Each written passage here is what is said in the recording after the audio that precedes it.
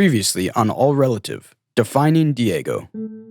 This is really very huge for the birth mothers. To give a child, to relinquish a child, is very, very difficult. Other agencies were charging $50,000 to, $75,000. It's a huge red flag. It tells me that this is absolutely a business. Please let Isabel know that if we had the money, we would be happy to have Diego's sister.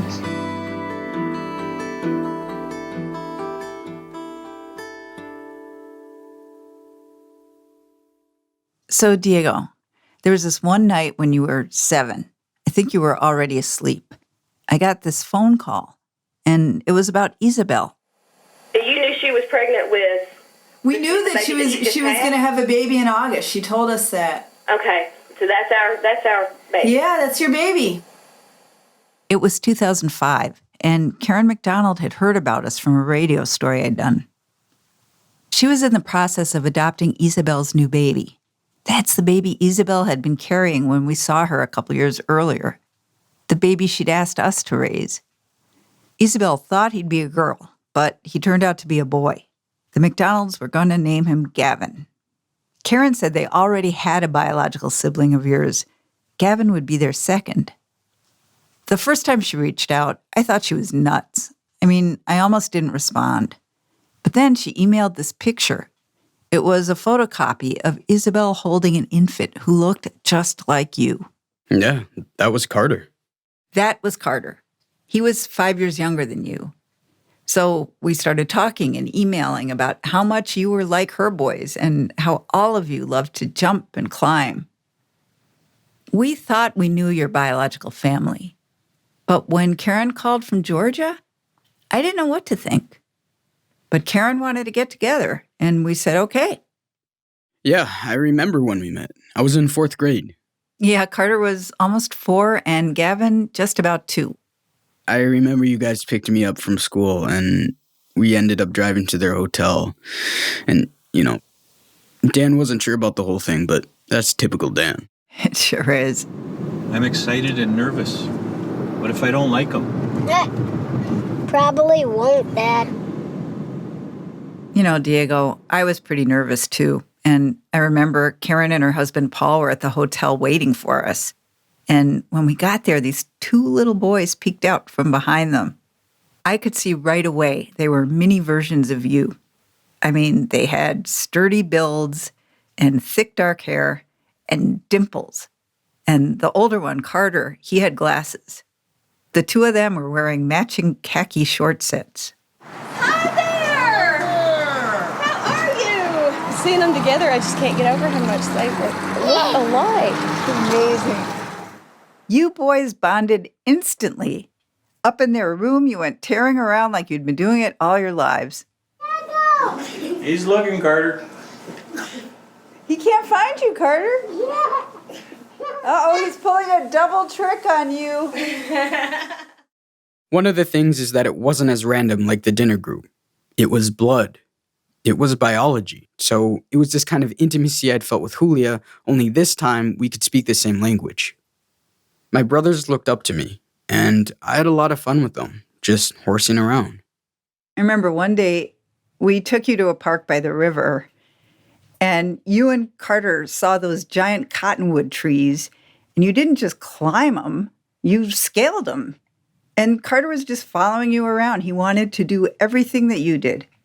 Just like you used to do with Julia. Do you notice how much you guys look like each other? Me and Carter and Gavin look a lot like, except for the glasses and age. Same hair, same eye color, same face, basically. We're not made of the same DNA, but... Similar. Similar, a lot similar. Climbing DNA, same. I guess we see the McDonald's about as often as we see Isabel, every few years. And it's cool to be like an older brother to Carter and Gavin. I feel protective of them, and I want to be a good role model. And we even know Isabel relinquished another sibling after you, a boy. But his family hasn't wanted to stay close like the McDonalds have. All of this is just another way adoptive families aren't like most other families. I'm an only child with siblings all over the place, including Georgia and Santiago Atitlan. But we all look alike, and I love every one of them. You know, you guys were lucky to find each other the way you did. It wasn't so common for bio siblings to meet like that at the time. But also, finding my siblings all over the map was a sign of what was going on with Guatemala and adoption. You boys were part of the boom. But right around the time we met the McDonalds, things were starting to change in Guatemala in ways that would threaten international adoption, maybe forever. Yeah, because when there's a boom, there has to be a bust.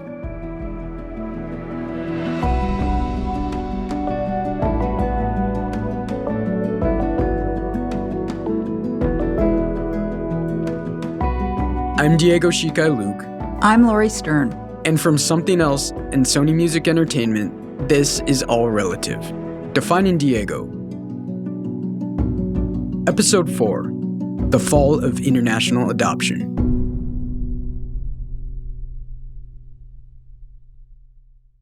So, at the peak of the boom, 1 of every 100 Guatemalan babies was joining a U.S. family. And actually, by that time, the Guatemalan government already knew adoption was out of control, and they were trying to do something about it. In 2005, Guatemala made a new law that called some adoptions out for what they really were, human trafficking.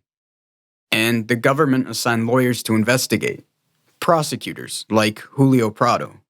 El último caso de estos que yo tuve a mi cargo fue un robo de un recién nacido en el hospital Roosevelt. His last case involved trying to track down a baby born at Roosevelt Hospital in Guatemala City. Alguien se vistió como enfermera, entró a la pediatría y se llevó al niño diciéndole a la mamá que lo iban a vacunar y salió corriendo por las puertas del hospital. He said someone dressed like a nurse came into the hospital. They told the mother they were taking the baby to get vaccinated. But the fake nurse grabbed the baby and ran away, and the mother never saw her baby again. Las cámaras en el hospital eran muy malas. The cameras in the hospital were so bad, Julio Prado and his team couldn't identify anyone, the mother or the fake nurse. Y esto, digamos, le hacía sentir a uno una frustración enorme, porque hasta ahora, me imagino, esa madre se estará preguntando dónde está su hijo. Y yo también me lo pregunto de vez en cuando, ¿qué habrá pasado con esos niños? Y creo que esa es la frustración. He told us he still thinks of this mother, and whether she's wondering where her child is. The 2005 law in Guatemala treated adoptions as crimes if their paperwork was faked. And that meant Julio Prado and his fellow prosecutors had some evidence to collect. Cuando se incluyó este nuevo delito, nos tocó hacer un allanamiento, a raid. He and other prosecutors led dozens of raids at children's homes and orphanages. They found a lot of messed up paperwork. But it was difficult, often impossible, to find the people responsible. Julio Prado and his team never solved most of the cases they investigated. He told us no one knows how many irregular adoptions might really have been crimes. After 15 years, he quit working for the government and opened a private practice. In 2022, he published a book. It's a novel, but everything in it is based on things he actually saw. In the book, there were 2 things I can't forget. Doctors in a hospital would convince a mother to relinquish, then tell her she needed a C-section and give her anesthesia before she could change her mind. Then they'd cut her open and take the baby while she was knocked out.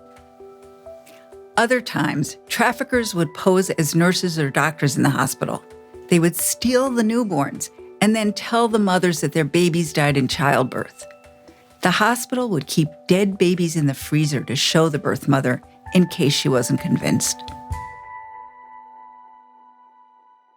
When I first read that story, I had to read it over and over because it seemed so grotesque, so unreal that it was hard to imagine, let alone that it happened more than once. But it did. You know, that means the idea of bringing new life into the world, it kind of got turned into its opposite. I mean, it got turned into this perverse thing. And I really don't know what to do with that. It's so fucking bleak. The only thing I think you can do is to make sure people never forget, so that it never happens again. And actually, there was a group of Guatemalan activists who were determined not to let anyone forget. En el 2007, entre mediados del 2007 y finales del 2007, empiezan a llegar mujeres. That's Claudia Maria Hernandez. She runs an organization in Guatemala City called Sobrevivientes, or Survivors. Originally, Sobrevivientes helped survivors of domestic abuse, but starting in 2007, they took up another cause. Mothers who had their toddlers kidnapped were asking for their help. Pero que entra como administrativamente, se le llama acá. Entonces, empezamos a ver que las cifras de niños para adopciones eran más de 2,000. Claudia Maria Hernandez could see that thousands of kids were being adopted every year by foreign parents. She wondered, where are all these children coming from? Es como criminalizar la pobreza, porque entonces es justificar de que porque soy pobre, pueden venir, quitarme a mis hijos para dárselos a alguien. She said foreign adoption treated poor women like criminals just because they were poor. Powerful attorneys used tricks and lies to take children. They bribed judges to rubber stamp adoptions. The system was rigged against these mothers. So, by the mid-2000s, the government had tried a few ways to fix the problems with the adoption system. They tried a second DNA test starting in 2003, and the prosecution of some adoption workers starting in 2005. But it wasn't enough. There was always another way to outsmart the system: pay someone off or fake some more paperwork. It wasn't just a few bad apples. And so, Sobrevivientes organized a series of actions, and they got the attention of the press. They worked with prosecutors to go after criminal gangs that kidnapped children and sold them into adoption. They posted flyers with the faces of missing kids. And in 2007, a group of mothers protested at the public prosecutor's office, armed with empty baby strollers and cribs to symbolize their kidnapped children.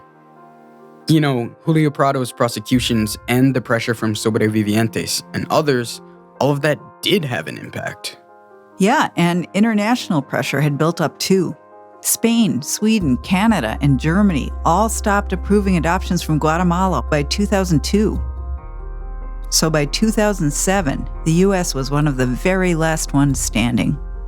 Here's President George W. Bush and Guatemalan President Oscar Berger at a press conference that year. We also talked about adoption. I don't know if my fellow citizens understand this, but there are a lot of U.S. families who adopt babies from Guatemala, thousands of babies. Just a few months later, in December, Guatemala voted to stop international adoption completely. That law went into effect on January 1st, 2008. International adoption from Guatemala was shut down. I mean, we didn't understand how big of a change that was, even though we were in Guatemala the year it happened. I was 10 years old. And we were in our own little world. My own little world. Santiago Atitlan. More in a bit. Stay with us. When I look back on those trips to Guatemala when I was a kid, I was just so clueless about the big picture, you know? I had no idea that the trip over winter break when I was 10 was at the exact same time international adoption was shutting down for good. You know, I was clueless too, and I report on this shit, but I wasn't reporting that time. It was a total vacation. We were with our friends from the Guatemala dinner group. We were just going to have a good time, show them Santiago Atitlan. But, of course, whenever we visit the village, we go see Isabel. So, as always, we asked Dolores, our friend and translator, to help us find her. But Santiago Atitlan is a small town, and we were in for a surprise. I remember we were in our room, and then all of a sudden you told me to hurry up and get down to the hotel restaurant. And when I went down there were all these women and kids staring at me. Diego, come and meet these people. She's saying she's your aunt. That's her grandmother. ¿Y cómo se llama el padre? Cristóbal. It was Cristobal's mother. Your biological father. And 2 of his sisters and their kids. It was our first meeting with anyone from your birth father's side. Everybody cries every time they see you. They'd heard that we were visiting, and they'd come to meet you. The women were crying. One by one, they came over to you and stroked your hair, wiping away their tears. The oldest one, your grandmother, she went last. She kissed both of your cheeks and blew on your forehead with this little whistling sound.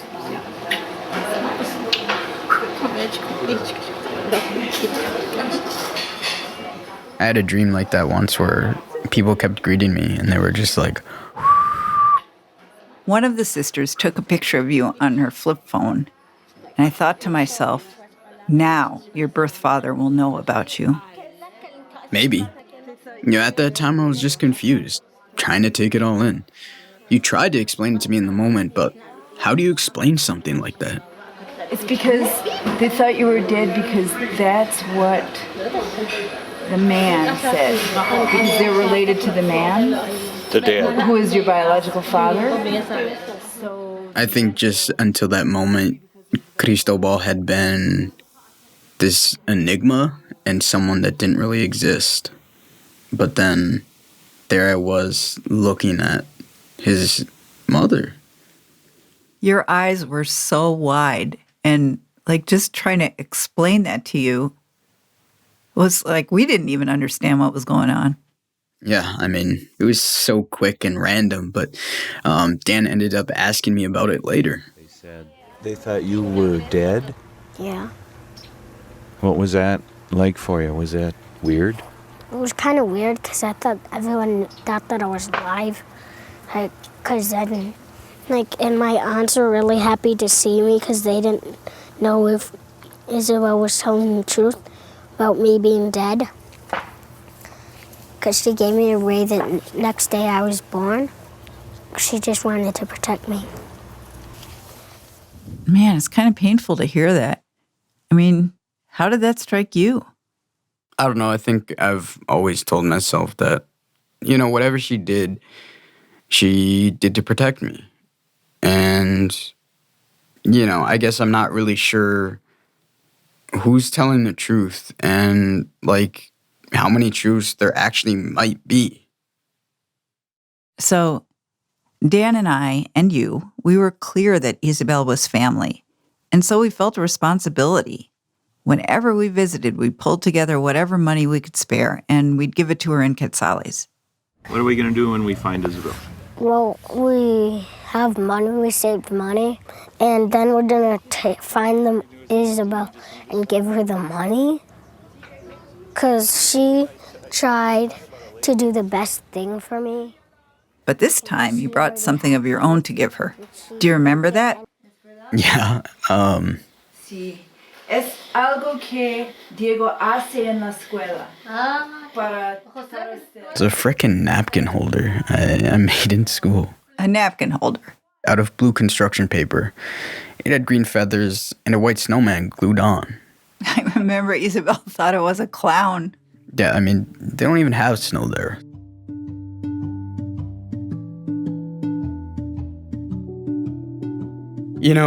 That trip was supposed to be just a fun trip, but when all these hard things came up, Dan asked me about it.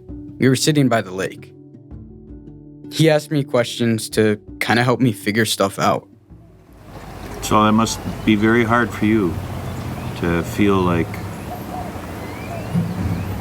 you have a family in Minnesota, but you also have a family here.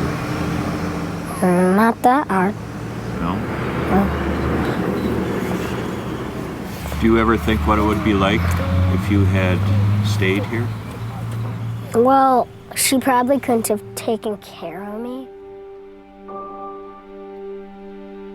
That question Dan asked me, do I ever think what it would have been like if I had stayed in Guatemala? At the time I said maybe I'd be hauling wood from the mountain or picking coffee, but I don't really know. But if I had been born 10 years after I was, we wouldn't be here talking about it because adopting me would have been illegal.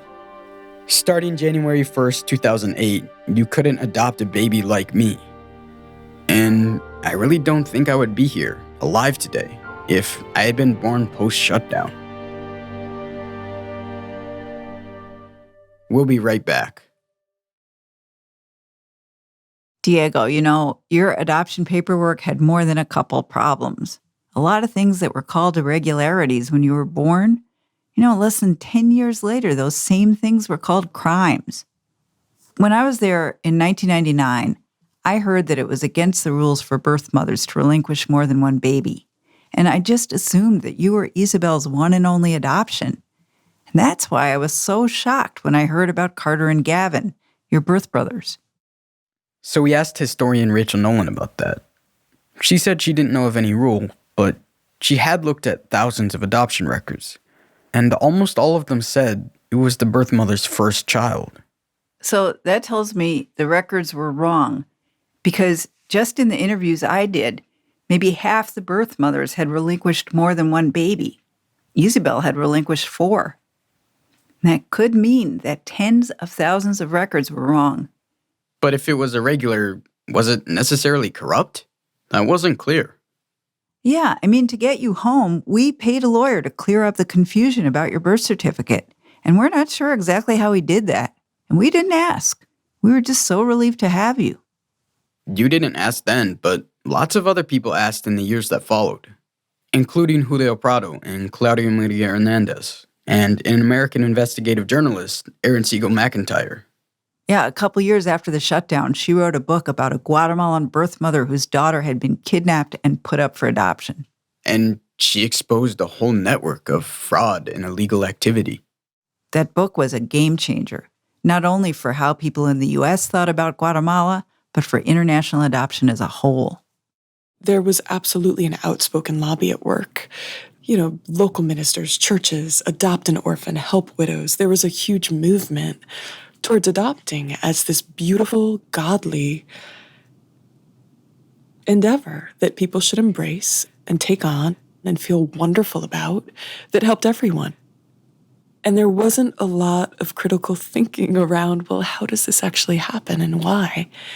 And who's on the other end of this spectrum? She's pretty unsparing in her criticism. Honestly, my opinion is that it's just a bit cringeworthy that American parents would sort of place their own self-interest as what mattered most over literally, I don't even have the words to describe it. It's a devastating human rights crisis in a very small, very impoverished, very not powerful nation that they in part created. That may seem pretty harsh, but Professor Nolan actually said a similar thing, that ultimately, international adoption in Guatemala didn't have anything to do with the best interests of the child, even though that's what everyone said they cared about. I know I should be able to say it was a terrible thing that international adoption was closed, or it was a wonderful thing given all of the abuses and all of the fraud that came before. I think if you are trying to honestly take into account the best interests of the children, which is what everyone says that they are doing, it is a little bit unclear. What is true and what I'm comfortable saying is that the way that international adoptions boomed at their height in Guatemala is not something that I think anyone who has intimate knowledge of it would care to repeat, given the high levels of fraud and coercion of birth mothers. We can't forget that international adoption came straight out of the Guatemalan Civil War in the 80s and 90s, when the army began poaching children from mostly indigenous communities. During the war, government forces targeted villages like Santiago Atitlan. They burned some down, and they raped and massacred people who lived in them. Sometimes the soldiers that massacred entire villages were the same people who took orphans home and raised them as their own. The Civil War lasted for 36 years. When it was finally over, a UN-backed commission looked into the damage. The Truth Commission found that 5,000 children were forcibly disappeared during the war. 5,000 children. And the Truth Commission was able to trace at least 500 of those children to adoption. Professor Nolan made a link between adoption and genocide.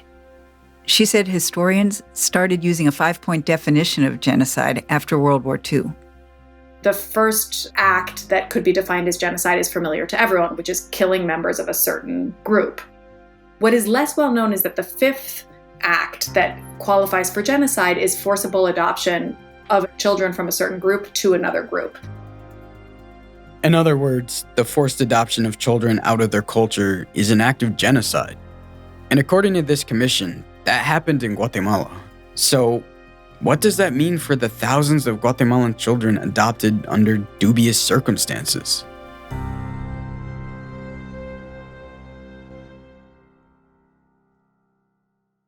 Oh, Diego, that is a hard one to sit with.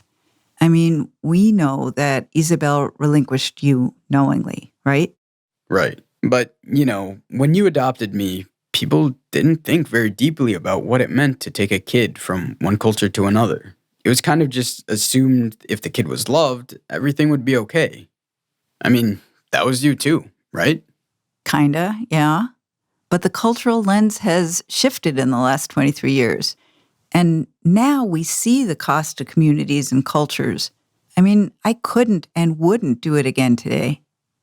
For me, I've always felt like I sort of missed out on what it means to grow up Sotujil. What would it have meant for my birth family to keep me? I think for me, part of it is obviously I felt this guilt, like I'm not a contributing member to the Sotujil community.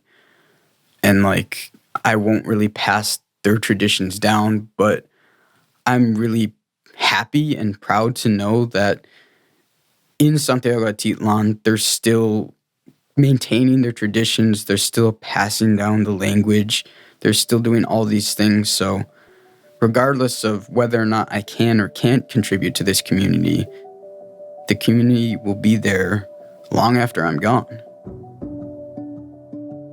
Diego, sometimes I feel like the shutdown was like a judgment about our family on how I got you from Santiago Atitlan to St. Paul and whether any of it should have happened. The shutdown was such a big finals thing. It felt like an answer, like a big fat no. I mean, it kind of was, right? I know you feel this thing, and I do too, but I can see why it happened. I can see it too. But I can also see that maybe with better guardrails and more regulation, it wouldn't have had to happen. No country in the world is sending its babies out for foreign adoption anymore. Most people agree that the best interests of the child are keeping them in their own communities. Meanwhile, my generation was growing up wherever we happened to land because of who adopted us. Like, my life and our family didn't shut down in 2008. I was just a fourth grader. Yeah, and in fourth grade, you were doing Minnesota things like hockey and fishing and stuff. But when you became a teenager, all our questions about where you belong, they were challenged in ways we couldn't imagine. And the fact that I happened to land in the US and didn't stay in Guatemala like my older siblings, well, that was about to make the difference between life and death.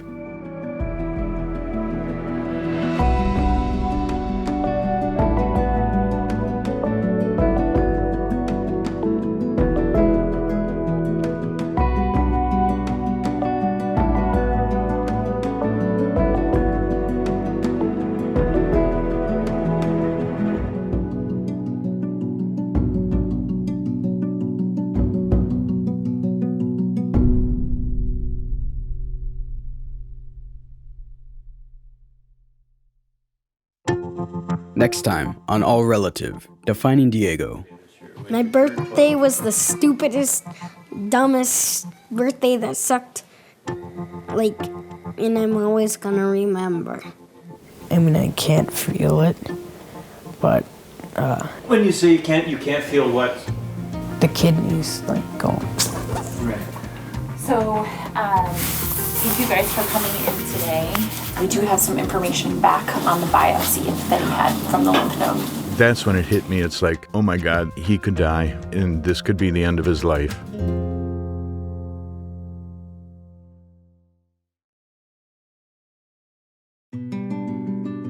All Relative, Defining Diego is a production of Something Else and Sony Music Entertainment.